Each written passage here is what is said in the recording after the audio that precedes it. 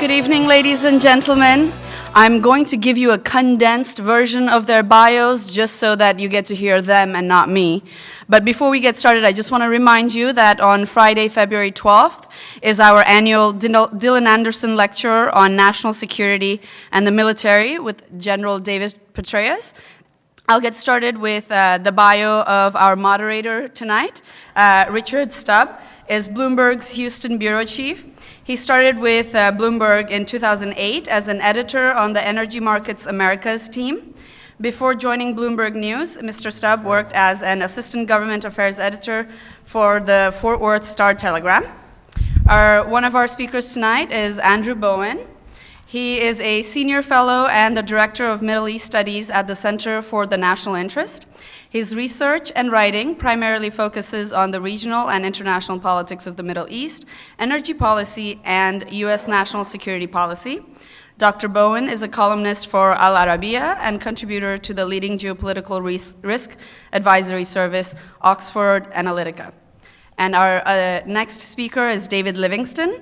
He's an associate in Carnegie's Energy and Climate Program, where his research focuses on innovation, markets, and risk.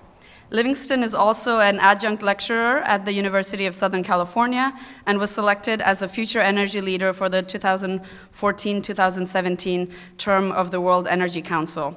And he currently serves on the Council's task force on rules of trade and investment. Please join me in welcoming Richard Stubb, Andrew Bowen, and David Livingston. Okay, thank you, Chitana, and I'm just going to start the questioning since you've heard all about us. And Andrew, I'll start with you. The lifting of nuclear sanctions against Iran that happened just last month has enabled that country a little louder. I'm not. Was that loud enough? Is this better? Okay. Anyway, the lifting of nuclear sanctions against Iran has enabled that country to begin exporting oil and to accept some foreign investments. What's that going to mean for the world in the next few years, both in terms of energy and in terms of diplomatic relations? I think I can touch All right, let's probably on start the with you, diplomatic Andrew. side. Okay. And then David maybe on energy. Sure. But looking at kind of on the diplomatic side, certainly we have a much more assertive Iran in the region and much more globally. You had President Rouhani recently in Paris and in Rome with trade deals exceeding $18 billion. You have Iran wanting to play a key regional role, wanting to play a new role in Europe. So it's looking at an Iran kind of coming out party at a time when with low oil prices. So it's an interesting coming out party. But it's a new opportunity, I think, for Iran to play a more potentially constructive role in the region. Okay. That sounds positive. David, what do you think? On the energy side of things, it certainly doesn't mean the same thing it did when oil was $100 a barrel or even $60 a barrel, for that matter. And I think that, honestly, at least the policy community in Washington, D.C. is still metabolizing that fact, still digesting that fact. So on the oil side of things, Iran's stated goal, Minister Zanganeh says they want to increase production by 1 million barrels a day within a year of the sanctions being lifted, the implementation day, which we just had last month. I think that's a bit overly ambitious, not necessarily because Iran is really responsive to prices in this environment. For them, it's a matter of prestige. It's a matter of returning to historical levels of production and exceeding those levels of production as quickly as possible. But it's just to say that they're going to have challenges starting up these fields. So they've got some fields that are already producing, that were already servicing the clients that weren't shut off by the demand markets that weren't shut off by sanctions. But they're going to need to bring new production online. And they've got two problems. Number one, the fields that were shut in are going to take a while to start back up again because you're going to need to actually probably bring a lot of their own domestic natural gas production into those fields for enhanced oil extraction. And then number two, some of the fields that have already been invested in, where Iran as well as China was kind of investing in to bring some new production online, that's still probably not going to start coming online until 2017. So by the end of 2016, I wouldn't be surprised if we see total, crude total oil liquids approaching something like 700, 800,000 barrels of additional production. That's in the aggressive case. And by the end of 2017, I think it might be approaching 1.1 million if you also factor in natural gas liquids and condensate. Well, you would both be aware, being in Houston, that that's not really a great thing for us. That we last year I was here and I made a joke about how Houston's really not crazy about $50 oil, and now Houston would be crazy about $50 oil because there's $30 oil. But the price environment, that's going to be yet more weight on it, is it not? Absolutely, and it matters. The fact that Iran is a relatively low-cost producer is probably the best thing it has going for it right now. There's still a lot of uncertainty over the new petroleum contract, what's being called the integrated petroleum contract in Iran. But you see that despite all of this uncertainty, it's not necessarily the most favorable regulatory environment, to say the least. But just the reserves in Iran, the proximity to key demand markets like Pakistan and perhaps eventually to Europe, whether by LNG or by pipeline, and the low cost of production makes it an attractive option. Now, the key thing here is... Also, the Iranians really need the money, right? Absolutely, absolutely. But, I mean, again, that's, Richard, it's going to make a big difference. Whereas before, with oil prices where they were before the fall, Iran was looking at perhaps something on the order of 20 to 30 additional billion dollars of revenue from energy sales that would be unlocked by the lifting of sanctions. Now they're looking at, by my estimate, something between 7 to 15 billion. Okay. Additional revenue. Not very much, particularly when you compare it to Saudi Arabia just across the globe. The low energy environment is one of those things that people are saying, hey, it may be low for years. Yeah. But and we'll get back to that, though. One of the things that I think people miss is that the sanctions on Iran were only the nuclear sanctions that were lifted, but there are still many more sanctions that they would like to have lifted, I assume, Andrew. So tell me about those. I think largely those sanctions are on human rights and also on terrorism. And the U.S. Treasury has remained committed to the White House, has made it very clear that the sanctions that are being lifted are conditional on the JCPOA and not Iran's behavior regionally. So on the use of the IRGC in support of Hezbollah in terrorism acts, those are still remaining. So I think that is constraining American companies to invest in Iran, in not the same way that, frankly, European companies are. Yeah. So that those sanctions are unlikely to be lifted, and this administration has been pretty strong on the enforcement of those sanctions. And I think that a Hillary Clinton administration or a Republican administration would certainly take an even stricter interpretation of those sanctions. What I'm reading you to say is that the way the sanctions are set up now, it's going to be more advantageous for a European company, Total or Certainly. Someone like that, to go into Iran and pursue the joint ventures that Rouhani says he wants, than it will be for Exxon or Chevron. Yes. Absolutely. And let's be clear why, right? Because there's actually there's a key distinction here. European majors can directly go into Iran, invest, take out their money, convert it back to euros, whatever they need to do, convert it to dollars, not in the United States though. But they can go in directly. A U.S. company is still completely barred from engaging in activities in Iran's energy sector unless it's a foreign subsidiary of a U.S. corporation. And the key thing there as well is not only is it a foreign subsidiary, but you have to set up essentially a firewall, effectively, between the parent firm and the subsidiary, such that you prove there's no transfer of goods, technology, expertise, services between the parent and the subsidiary. That's very hard to do. This sounds like the full Lawyer and Accountant Employment Act of 2016. That's right, and that's what everyone was saying initially. Now, the OFAC, essentially the U.S. government body that regulates the foreign asset control and the sanctions, the administration of the sanctions, came out and clarified that a little bit, and they basically came out and said that there's autonomous accounting, management, bookkeeping software can be transferred. There are a couple exceptions now, but even those are vaguely worded. And I think that's not by accident. If you really look at what OFAC is doing, the administration is being pretty strategic here,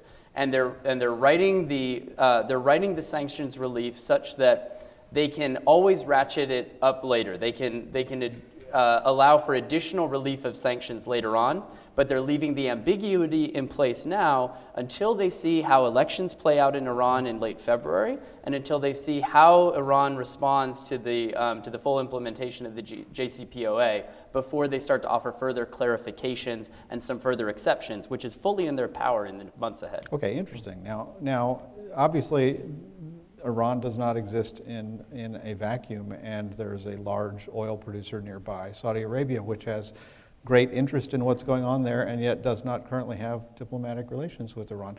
What's the Saudis' interest in? What do they want to see happen here? So I think on Saudi Arabia is deeply concerned about watching Iran going back on the market. Saudi is currently pushing potentially a production cut in March if they can reach it with Russia. But one of the main spoilers of the production cut is Iran. In Iran, Tehran has so far pushed back on Riyadh's proposal on a potentially 5% cut. And the issue falls now to whether President Putin could kind of get Ayatollah Khamenei on board with such a cut. And at the moment, it seems that that is not possible. And in this environment, certainly Saudi Arabia is deeply concerned as well about their market share. And that is one of the main reasons for why Saudi is not willing to forfeit market share for raising the price. And equally looking at Europe as well as Asia, with President Xi's visit to both Iran as well as Saudi. One of the deep concerns for Saudi Arabia is Iran undercutting their market share in Asia and in Europe. So I think it's deeply a concern, but I think for the Saudis, as much as Iran going at 500,000 barrels a day to ideally 1 million in their view, is not the major concern Saudi has with Iran at the moment. It is Iran's kind of, in their view, destructive behavior in the region. And how Iran goes online impacts that behavior and the ability to pursue their foreign policy goals in the region. Well, Andrew, you mentioned Hezbollah earlier, which Iran has supported, and which I don't think I heard that name mentioned in any prominent way in more than a year. And I mean, is that coincidence, or is there some scaling back going on there? I think Hezbollah, but to bear in mind, Hezbollah is the leading paramilitary force fighting in Syria. That Hezbollah, more so than the other trained Shia militias, is kind of the spear of President Assad and Ayatollah Khamenei's campaign against the Syrian opposition. So Hezbollah is absolutely essential. Recently, though, in some press reporting was that Hezbollah got a budget cut of 10%. And Hassan Nasrallah reflecting kind of that the Iranians cut that 10% of their budget, which is an interesting move if true. But certainly Hezbollah is a deep concern. Hezbollah has been providing training of the Houthis in Yemen and is part of these asymmetrical, non-direct conventional threats that Saudi Arabia is concerned about. If Iran goes fully online, Hezbollah will have much more resources at play to... The security concern of allowing the oil sales is obviously it bolsters the Iranian treasury and then enables them to do some of the bad things they've been doing in the past. But is that the most likely scenario, or is it so I think that if you look at kind of from looking at the amount of internal investment that these, and as David noted, with low oil prices, the revenue windfall of the sanction relief is not as big as what they thought they were getting. They're going to have to invest domestically. But that is something I think in the longer term, as Iran's energy sector goes further online, there will be a lot more resources to play with. I think one thing to keep in mind is it costs about $1,000 a month for one Shia militia fighter in Syria, while it costs upwards to $6,000 a month for Saudi to pay for one opposition fighter. So for Iran at the moment, the Iranians have effectively fight asymmetrically quite cheaply. And the thing to watch with more resources down the road is how much more they can do. But I think at the moment the Iranians are balancing particularly President Rouhani, needs to deliver on economic growth. And these elections are going to be important. In the longer term, this will give more resources to the IRGC. Andrew, I've been letting you talk a while, but my next question is for you. You were quoted in a recent story in Politico, and the headline on the story was, Obama losing credibility with Syrian opposition leaders. Who does have credibility there? There's so many pieces and factions, I hate to ask you to explain it in 3 sentences, but I just did. I don't think Secretary Kerry is viewed as an honest broker anymore in the Syrian negotiations, and he has lost credibility with most of the leadership of the Saudi-backed High National Committee, which is representing them, and the Russian-backed. So the question is for the United States now is, can Kerry really play an effective role in these talks? The talks have collapsed. They're saying February 25th, which seems unrealistic at this point. One of the major demands of the Syrian opposition was to lift the besiege on many of these cities. That was not fulfilled. And currently, the United States' position has been thinking that you can kind of push the Syrian opposition to the table without really kind of pushing the Iranians to make any significant concessions, or President Assad. So at the moment, I think the United States is not viewed with much credibility in the Syrian opposition. That was the point on that. Let's get back to oil for a second, David, because oil is critical to the U.S. interest in the region and that of a lot of other countries. In this country, production has gone up over the last 7 years from about 5 million barrels a day to about 9 million barrels a day. And while that's not enough, that's still less than the United States consumes. It has enabled imports to go down. So that's a level of energy security that the United States hasn't had for a while. How does that affect our view, the U.S. view of that region? Does it lower our interest there? I don't think it's right to say that it lowers our interest, but it changes our operating space, and it changes the tools we have in our toolbox. So you're absolutely right about, not only did we see that production increase, but I think it took a while. It took a couple years for us to even understand what was happening, because it caught a lot of people off guard. It caught a lot of people in Washington, D.C. off guard, including our own Energy Information Administration. Absolutely. Now, shale is also not the same thing it was even in 2012 or 2014. It's evolved in the low oil price environment. We've seen operational improvements. We've seen efficiency gains. We've also seen just a lot of fall in input prices as well for certain materials and labor costs. So that shale is becoming more and more competitive a lot quicker than other non-OPEC production as prices have fallen. So the first thing to just understand is that there's going to be a lot of shale in trouble. There will probably be consolidation in the sector, particularly if the debt situation starts to bubble up, no pun intended, and become a problem. But I really think if you actually look at the numbers, I don't see any other source of major source of non-OPEC production that could actually increase production to 2020. And that's significant. Not at today's prices, but at $50 or $60 a barrel, I think shale's the only non-OPEC production that could actually increase production. Everything else will have to be filled by OPEC, which is, of course, part of the market share chasing strategy. What has it done for foreign policy, to your question, yes. Is interesting. I think it's naive to think that the U.S. is going to disengage from the region simply because net imports happen to be down on a fairly consistent basis. Number one, we still don't know how long and the character of how this shale revolution is going to evolve into the future. But the other thing is just our interests in the region were always much more complex and much more multifaceted than just energy.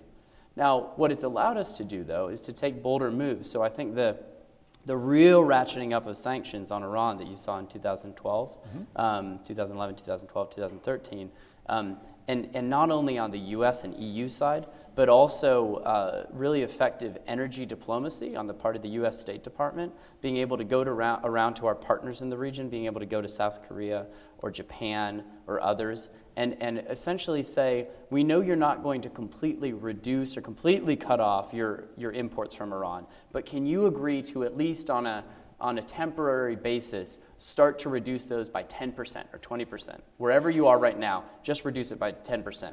And so what the U.S. was able to do, because it said we're going to add a lot more supply into the market, whether directly or indirectly, when we had the crude oil export ban, because it's a global, relatively liquid, fungible market. So that allowed the U.S. to basically exercise more muscle on the Iranian sanction issue through its energy diplomacy apparatus. And it's also allowed, I think, the Iran deal simply to occur with the U.S. being able to say, okay, in the long run, we think we can assuage the fears of some of the Gulf countries. But in the short run, we're going to take the brunt of some of their concern, some of their anxiety about the Iran deal, about resolving the sanctions issue and the nuclear issue, simply because we don't need to fear some sort of 1970s oil embargo situation like we had before. Well, I was there for that. Yeah. I think unlike you, but so what I'm hearing you say is that energy security that is not just a U.S. thing, but something that has enabled the U.S. to project more power and stability in a lot of other regions, in Korea, in other places that are reliant on imports. Absolutely, and that's the key thing, right? Is that U.S. shale supply, it doesn't have the same characteristics as an increase in production in Saudi Arabia, because we don't have bilateral contracts with other countries to supply oil. We sell it into the global market, and we don't have a politically driven oil export apparatus in terms of how we approach the market, how we approach the international market. So the U.S. was never going to become a new swing supplier, like a lot of people said. What it was going to do is it was going to bring new supply to market and be able to change its own behavior and its own diplomatic apparatus on the back of the knowledge that the shale boom had reduced net imports and reduced some of the vulnerabilities of the United States. Okay, so that adds an interesting aspect to how the U.S. handles all of what goes on in the Middle East. And Andrew, we were talking about Syria, and I made a short list of countries that have interest in Syria. Maybe one small caveat to David's point. I think one thing to think about was that President Obama certainly came into office with this focus on rebalancing towards Asia and seeing kind of America's strengthening energy position as a way to not be so reliant on relations in the Gulf. But I think two takeaways from the Obama administration, and these are not certainly he didn't cause these, but for the next president, is for the first time, even more so than the Cold War, Russia is in the strongest military position now to project power in the Mediterranean than it has ever been, even during the Cold War. So the question is, what is the future of European security, particularly in Eastern Europe? Russia has a position they never did during the Cold War. This will fundamentally change how we approach our relations with Europe, and even our relations in the Middle East. And second of all, we're facing the largest humanitarian crisis since the Second World War. Germany is receiving up to 6,000 refugees a day. And how long is that sustainable? What impact will that have on the future of the European Union? Those are two things, regardless of America's kind of new energy position, remind us that the geostrategic importance of the Middle East, and particularly Russia, to a degree, has filled some of this vacuum. So I think those are two things to think about, despite the changing nature of global energy. And the European countries have absorbed not just the bulk, but nearly all of the refugees. Except for the neighboring countries. Right, except for, but even so, what does the U.S. do about, what can it do? And what are the elements of a solution here? That you have actors interested literally from all over the world in what is happening in this region, and you have more competing interests than I can count. So what are the basic elements of a relatively peaceful existence in Syria? I don't think we'll have that peaceful coexistence, frankly. So I think that we may have had an opportunity a number of years ago, but it is looking very much like the Syrian state's going to fracture along the current regime-held areas. The campaign that Iran and Russia is doing is consolidating control. in their areas. The senior Iranian officials have said publicly and privately that Geneva is always their plan, is arguably their plan B. That with or without a political settlement, with or without Assad, they are in a position to control indefinitely a significant part of Syria. And how do you reintegrate that into other parts of the country? I'm less optimistic. I think that we're going to increasingly see a fractured Syria. We're going to see, we have a significant refugee population that will never come back to Syria. We'll have continuing questions about instability, about jihadist groups, about what is the long-term impact of some of these Syrian refugee communities in outside countries, similar to the Palestinian community during the 60s and 70s. I think that the long term, we have a broken Syria and increasingly a destabilized Middle East. So the question of do we have a solution, I'm quite skeptical at the moment. I think even, and we are limited even on the United States, frankly, Russia controls a lot of Syrian airspace. So the idea of even a no-fly zone is off the table. And speaking with kind of the leadership in Jordan and neighboring states, they're more interested in cooperating with Russia right now on sustaining security. So I think the U.S. is in has a weak hand going into 2016. And Andrew's an optimist. And well, then I guess I'm going to have to ask you to take the pessimistic. No. The only thing I would add is just don't forget also about Turkey, which I think the fallout, the chill in relations, however long it lasts between Turkey and Russia after the shoot down of the plane, is significant, and it affects not only the geopolitical situation and the difficulty of some sort of resolution in Syria, but it's also important for energy markets because Russia and Turkey were talking about building a big pipeline, actually a set of 4 different lines called Turk Stream, which is now on the skids, and it's also going to, it will impact as well Turkish-Iranian business relations as Iran opens up to the global market. So don't forget that you've got about 14 million Turkish-speaking ethnic Azeris living in Iran. You've got a long tradition of interest in investment. Turkey's been very interested in some northern Iranian fields for quite some time. But the insertion of Russia, as Andrew pointed out, is a completely new and very significant dynamic in the region that impacts not only Syria but also Turkey's relationship to all of these issues. So I'm now less optimistic about the future of this region than I was when I walked in. But on the other hand, good. Give me some on the other hand. Well, no. I would just say that let's push back against the notion that we can just throw our hands up and say, well, the region's always been this way, and it always will be in trouble. I don't think that does a service to the complexities and to the realities and the choices that countries have to make in the region. Not only countries in the region, but also outside actors that have a responsibility for stepping up and playing, filling a void or playing a role that countries like the United States have played for a number of years. I mean, in President Obama's State of the Union, there was an unfortunate, I think, piece of rhetoric that was somewhat similar to kind of throwing up one's hands and saying, well, the region's always been this way and it always will. And I just think that's an unfortunate line of thinking, and I think that the president himself doesn't even truly believe that. Well, and at the same time, it's even if we could wipe our hands, say, well, we're just going to let y'all figure it out, and whoever wins the battle, call us. That's not obviously going to happen. You have the numbers 2, 3, and 4 countries of holders of oil reserves, Iran, Iraq, Saudi Arabia, and you're not, and we're not going to be stopping using fossil fuels anytime soon.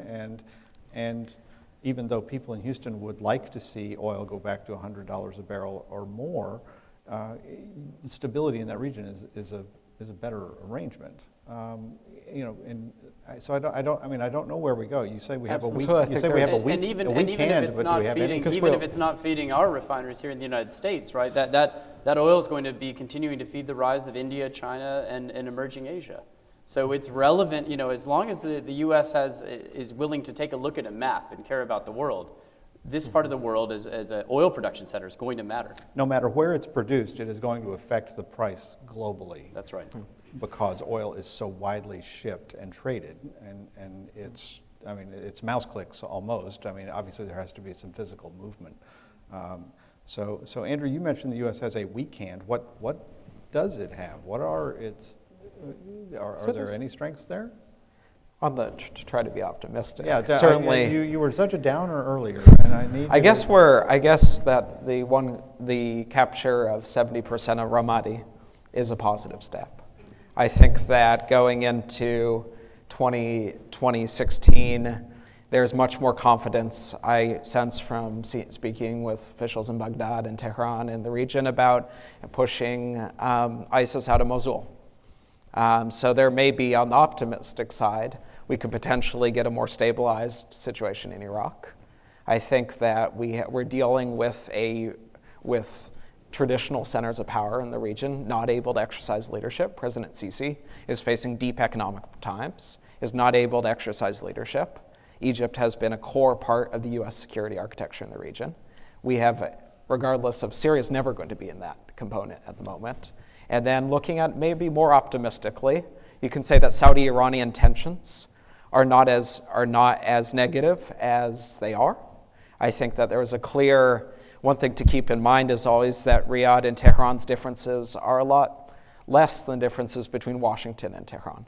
And a month before Nimr was executed, Prince Mohammed bin Salman, who's been acting as his father's kind of the chief executive officer of Saudi Arabia, essentially visited the Iranian ambassador in Riyadh and asked for, and said that we want to sit down and talk.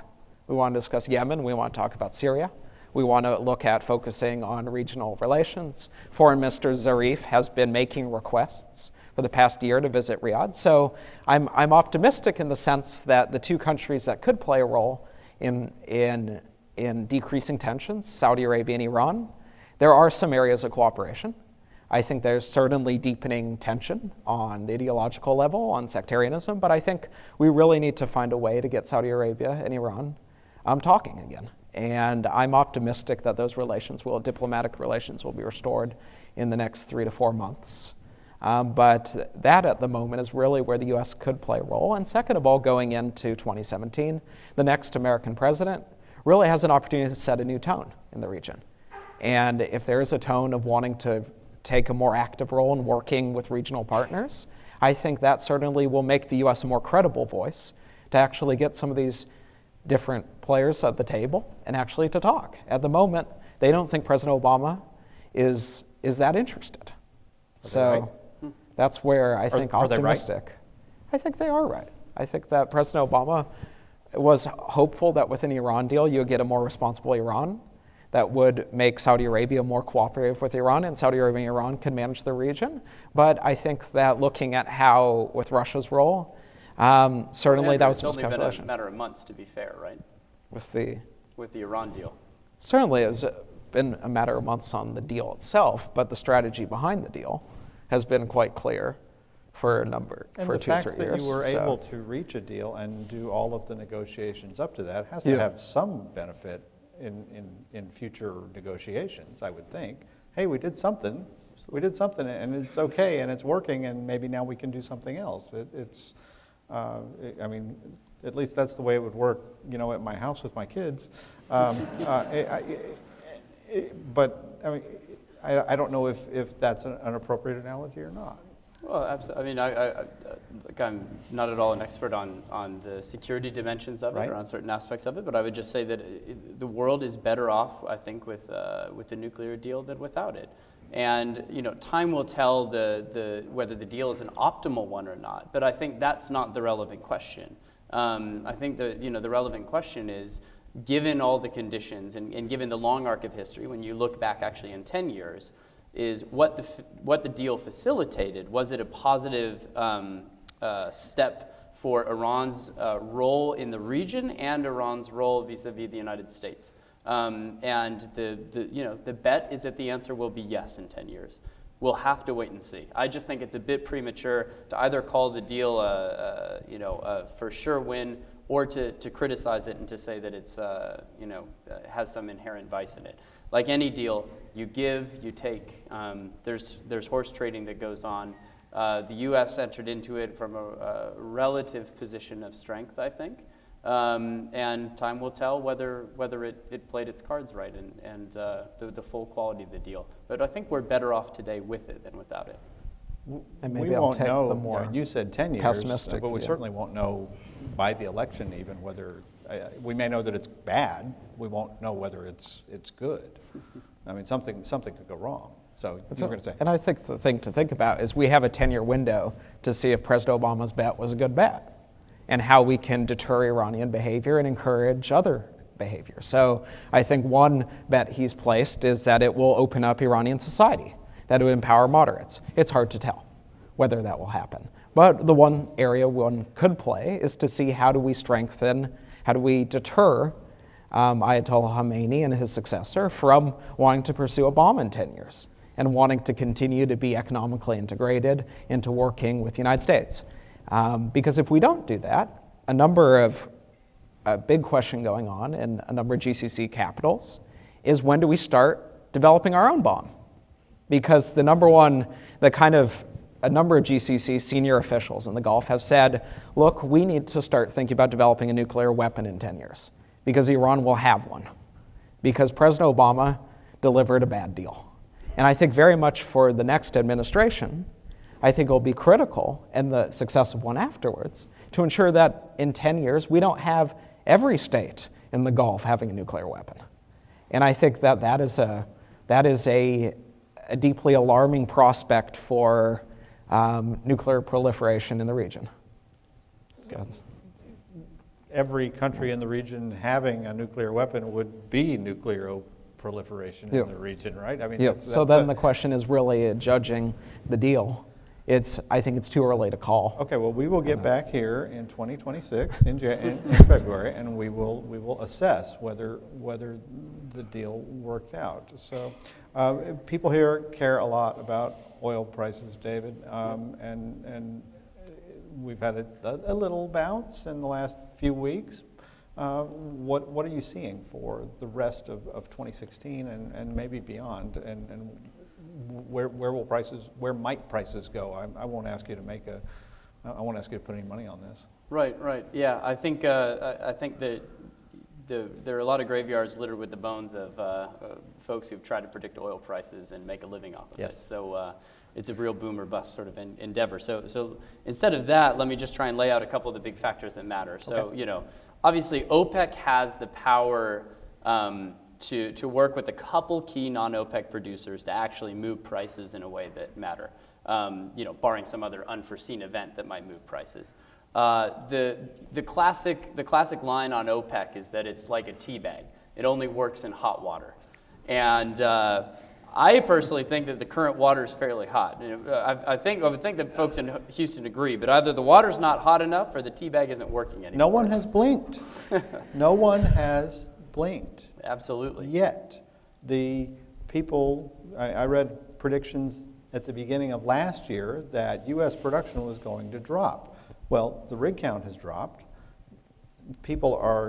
Companies are cutting back their capital expense budgets, and yet the number comes out every week. What was the production last week? It was 9 million barrels a day. It was 9 million barrels a day, and it has been for 65 weeks in a row now, I think. So that drop hasn't happened. We've seen some drop off since June of last year, but it's been minor, and it certainly hasn't been as 2 and significant 3%. as we thought we'd get. Right? Well, that's a combination of, like we talked about, those efficiency gains, but it's also drilled but uncompleted wells finally being completed and brought online, so that you might not actually see the new drilling activity, the new spud activity. But some of the completion, some of the backlog we're going through is still giving us some production. So we're running through that. Additionally, just remember how favorable a financing environment we have for oil exploration here in the U.S. right now. I mean, you've had companies that arguably shouldn't be accessing some of the junk credit that that they're accessing, and they're able to get it, and they're able to basically continue to finance uneconomic or very marginally economic production and operations in order to service existing debt to keep on going. That could be viewed as either a problem or a success story of the thickness, the depth, and the sophistication of U.S. capital markets.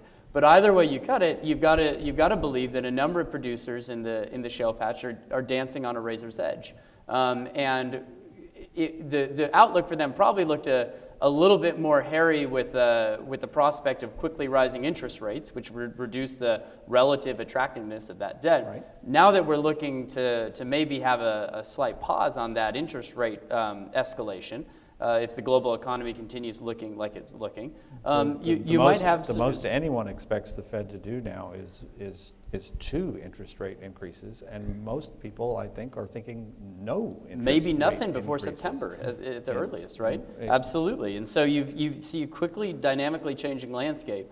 And like I said before, I think that U.S. shale is still, given its characteristics, is the only non-OPEC production that stands poised to increase from now until 2020. And that's very significant. On the other hand, the story for other non-OPEC production, though, is much more significant and much more dire. So look at the Canadian oil sands patch, where you're going to see a few projects brought online that were already very close to completion, and that had seen all the upfront capital expenditure already made. Now, yes. Yep, but you're going to see a lot of final investment decisions not go through. And so the real danger for the Canadian oil sands patch is twofold. On the one hand, it's being squeezed by low oil prices.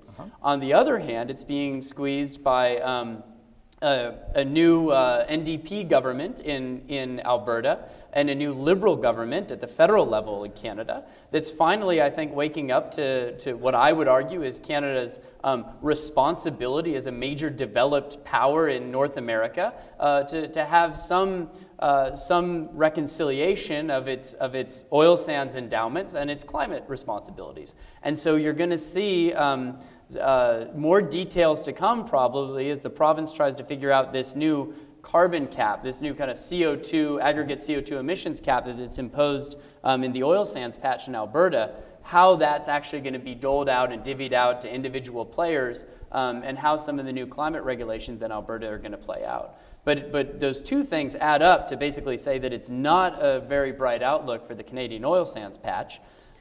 You've got massive, corruption and economic turmoil in Brazil. So some of the major pre-salt fields offshore Brazil have massively underperformed expectations. And a lot of other offshore projects are going to undergo the same wave of final investment decisions not being made in the years ahead. So it's funny because the lower we go, the more we set ourselves up for a catapult up when shortage does finally start showing up into the market. And so even though Saudi Arabia is fighting a two-front war at the moment, which is a war within OPEC to basically maintain this current market share chasing strategy and not give in to some of these marginal players like Venezuela and others who want to see a cut. And it's also, so it's basically trying to fight for its own share within OPEC, this smaller pie, and it's trying to increase OPEC's share of the global pie at the same moment. And I would argue to you that even though it seems like, as I said at the beginning, OPEC's in hot water, if they're able to find the discipline to maintain this strategy for another year to 2 years, and if the oil producers can ultimately find the fiscal means to sustain themselves financially, that they might actually see this strategy pay off in the end. But it's a matter of timing, and it's a race. And over the very long term, you mentioned 2 years, which I don't consider the very long term, but over the much longer term, there's a question of, are we 50 years from now, are we going to be using more oil or less? The developed countries are much more efficient with oil and getting much more efficient with oil than they have been, and they're developing wind and solar and other forms. Electric vehicles, autonomous vehicles. All these things are little nibbles at the how much energy are we using, and I wonder which direction that will go, and I don't know if either of you has any insight on that. Well, I'll just say you're not alone. A lot of people are asking that question. And are we going to blow past 100 million barrels a day of demand globally?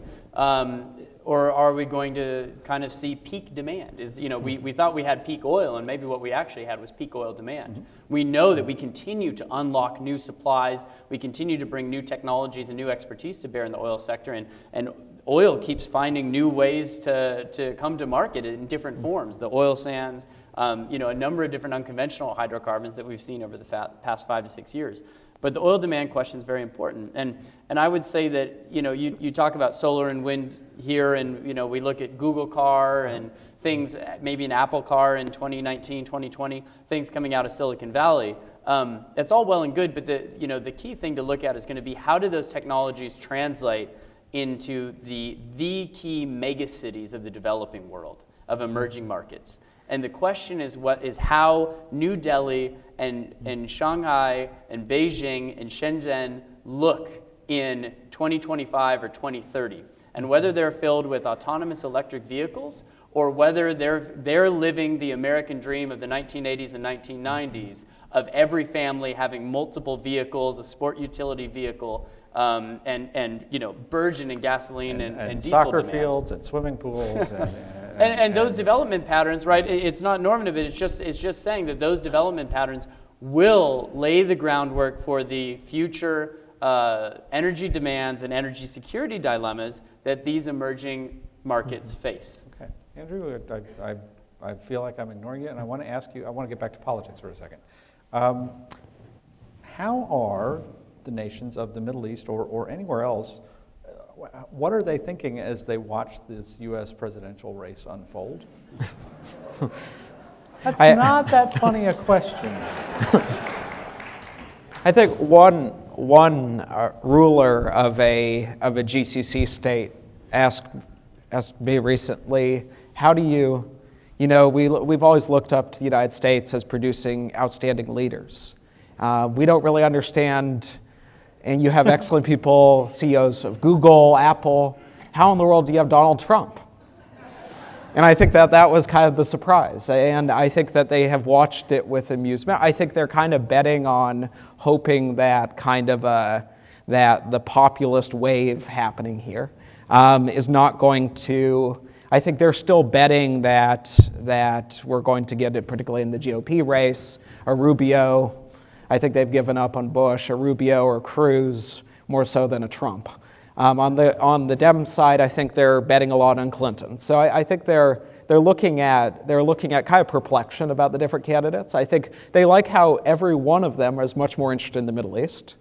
So I think in general there's optimism, but I think there's also a little bit of concern about how we handle whether or not their American leadership is what it once was, and its capacity to deliver. Since the scenes at Iowa don't breed confidence in many parts of the Middle East, ironically, but that's. Does the process, as you watch it unfold, I think if we were not in this country and we were having described to us a country in which a small segment of the country in the center of the country got to winnow out the candidates for president until they eventually got down to 2, and then another very tiny state in the Northeast got second billing and got to take the next cut, and that by the time the whole nation got around to paying attention, there would only be 2 candidates left. I think we would look at that structure and say, that doesn't make any sense. I think at least though, to be frank, many Gulf states understand that more because they see it kind of a more simplified process. But when talking about super delegates and regular delegates and proportional delegates and changing role, it's like looking at kind of a completely strange foreign kind of amalgamation. So I think that is actually even more. And I think at times though you looking at the Congress, so that oftentimes there's this disjuncture where they view the power of the executive and the president, and always kind of surprised that President Obama is always hung up in Congress. And they don't understand that the President of the United States can't just overrule Congress. And I think those things overlap as well. So at least they see the 2 race as much more of resonates more than the current primary fight. Right. I Just watch imagine a Chinese or a Saudi foreign exchange student coming over and spending a semester in Des Moines, Iowa during an election year, going back home and being asked, so what's this American democracy we keep hearing about? So it's a far cry from de Tocqueville, obviously. You can say that again. So, all right, Andrew, I've got a few questions here from audience members. And this is a good one. I like this one. How much, if at all, is the Saudi Arabia-Iran conflict about religion? I think what's to keep in mind is there's two things going on. One is a geostrategic competition between a new aggressive Saudi leadership, and combined with as well an equally expansivist Iranian leadership, which ultimately means that in areas of the world, particularly in the Middle East, areas particularly Syria, there's a contest for influence in the leadership of the Muslim world. And particularly in that sense, not so much in the sense of kind of defining on the religious terms, but more strategic terms. And you have ISIS in the play as well. It's not just Iran and Saudi Arabia, it's ISIS as well. There's rejectionist politics. On the other hand, though, the more this happens, there's deepening sectarian rhetoric, more and more identifying on the religious line, Sunni Shia. So certainly that starts to play.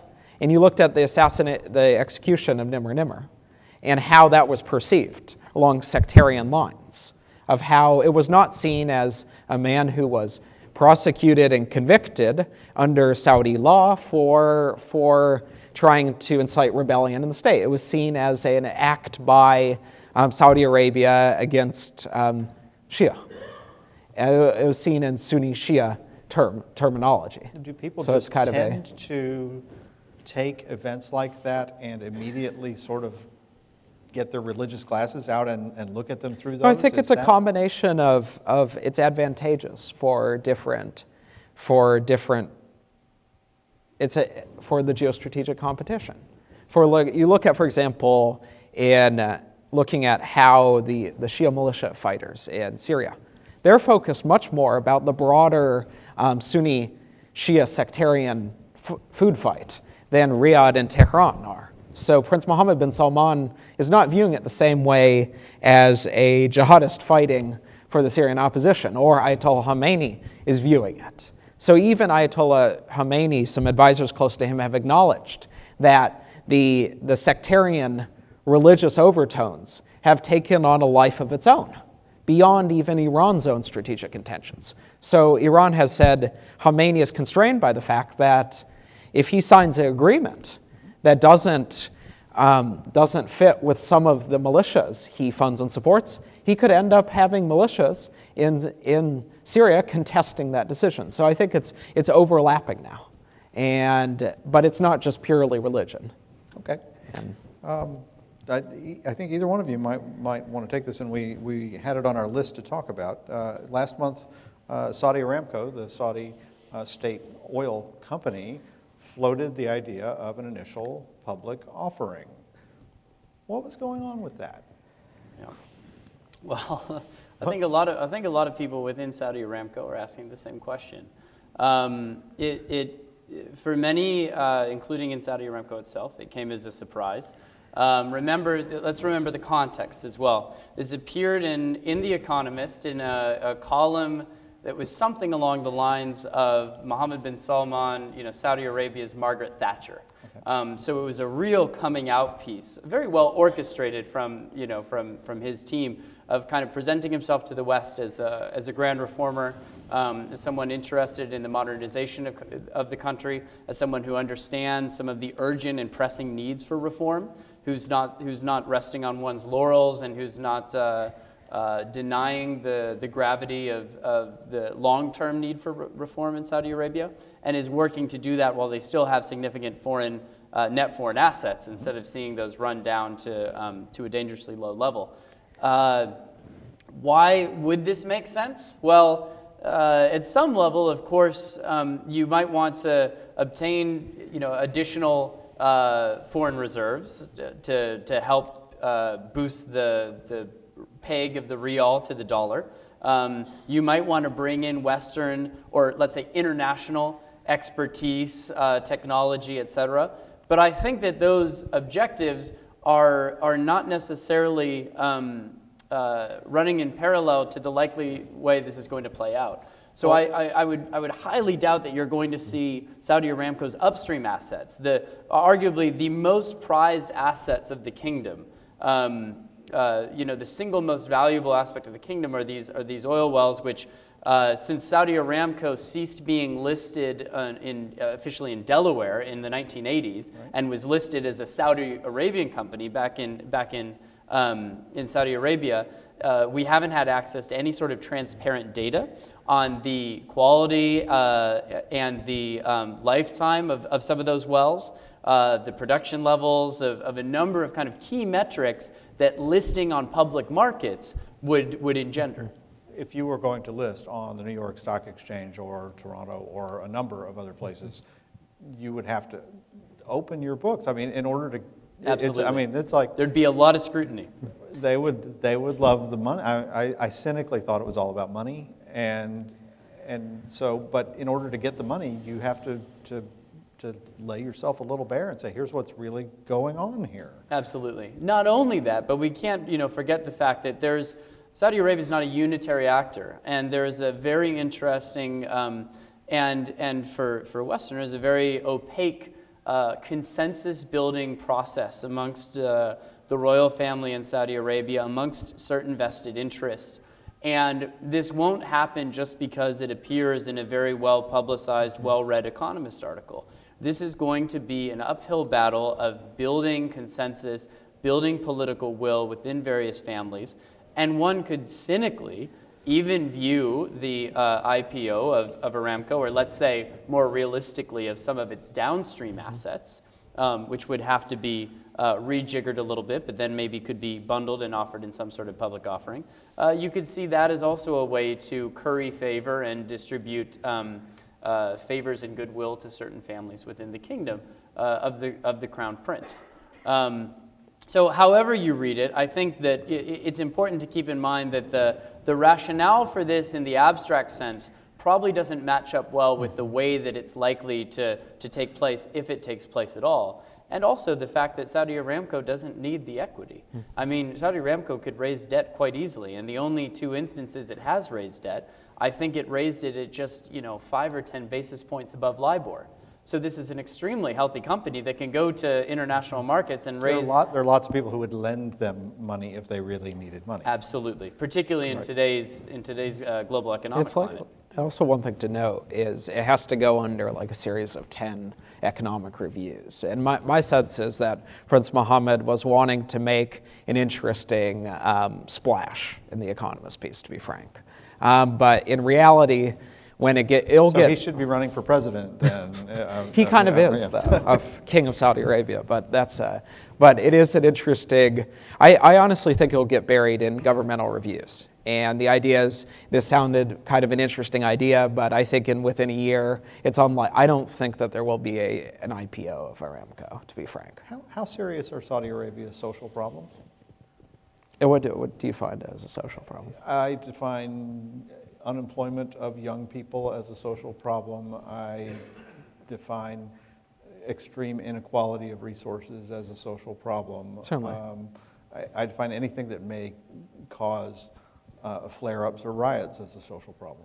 I think 2 points on that. One is that Prince Mohammed unveiled a new committee on job creation for youth unemployment, consolidated about 3 different ministries in an attempt to really inject a focus on it. Youth unemployment is a huge issue. It causes a lot of stress, and frankly, will that commission create new jobs? I'm slightly skeptical. There's an attempt at entrepreneurship.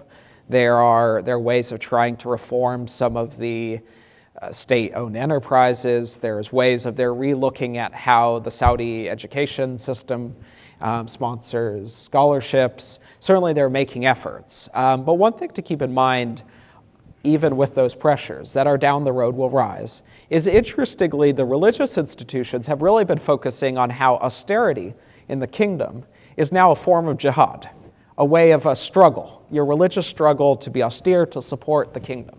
So I think there is an attempt to really sell austerity and to say that We're going through rough times. They're going to get better. But we need to do this. It's our duty for the state. And the religious establishment has kind of backed this. I think Prince Mohammed, by bringing in McKinsey, BCG, really wants to try to look at entrepreneurship. So certainly they are trying. I think it's a difficult process ahead. Will it lead to instability in the next 5 to 10 years? No. But I think in the longer term, if there's not some substantial reforms, we'll be seeing a growing concerns in those areas. Okay. I've been told one more question by Chaitana. So I would just make it a simple yes or no, optimistic or pessimistic about the future of the Middle East. It's an easy question. Is that too? It's too complex for that, isn't it? It's complex, but it's, okay? Let me ask you this. Give me one reason, one really good reason for optimism. My one reason of optimism is that I think that over the longer term, it will be Turkey and Iran that will be have the most capacity to potentially grow and change and make an impact on the region. Okay. Same question. Tremendous entrepreneurship capacity if a few pieces come into place, and if that doesn't happen, I'll just quote Keynes in answer to your yes or no question and just say, on a long enough timeline, we're all dead. I was trying to end on an optimistic note, and look what this man did. So, thank you both very much for being here. Thank you. Thank you all.